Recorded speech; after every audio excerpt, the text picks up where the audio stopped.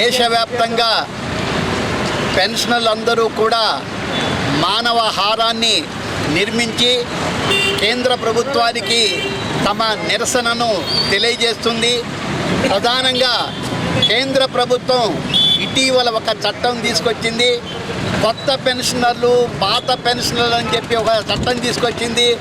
ఎవరైనా కొత్త పిఆర్సీ వస్తే పాత పెన్షనర్లు ఎవరైతే ఉన్నారో వాళ్ళకి పే రివిజన్ జరగదు అని చెప్పేసి చట్టం తీసుకొచ్చింది. ఇది చాలా దుర్మార్గమైన చట్టం.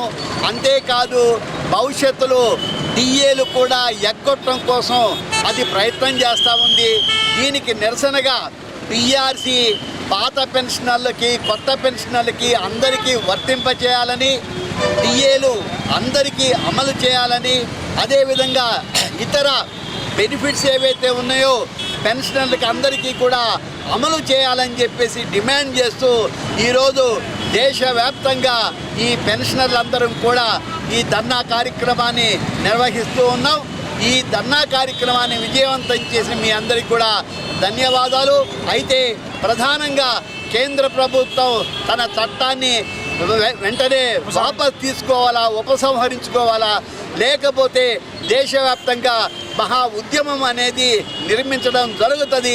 డిఏలు ఎగ్గొట్టడం కోసం, అదేవిధంగా కొత్త పెన్షనర్లకు మాత్రమే పిఆర్సీ రివిజన్ చేస్తామని, పాత పెన్షనర్కి ఇవ్వమని చెప్పడం అనేది చాలా ఘోరాతమైనటువంటి వివక్షతో కూడుకున్నటువంటి చట్టం అని చెప్పేసి మేము తెలంగాణ ఆల్ పెన్షనర్సు, అదేవిధంగా కేంద్ర ప్రభుత్వ రిటైర్డ్ ఉద్యోగులం అందరం కూడా ఇవాళ ఈ నిరసన కార్యక్రమాన్ని నిర్వహిస్తూ ఉన్నాం.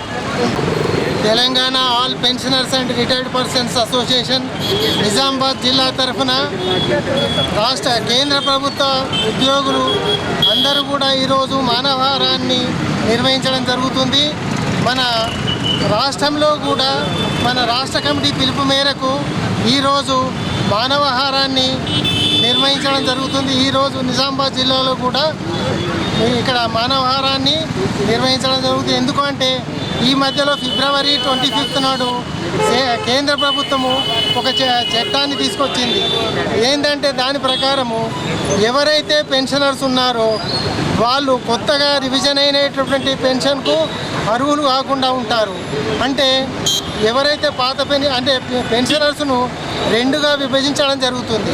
పాత పెన్షనర్సు, కొత్త పెన్షనర్స్కు మాత్రమే ఆ పిఆర్సీ వర్తిస్తుంది.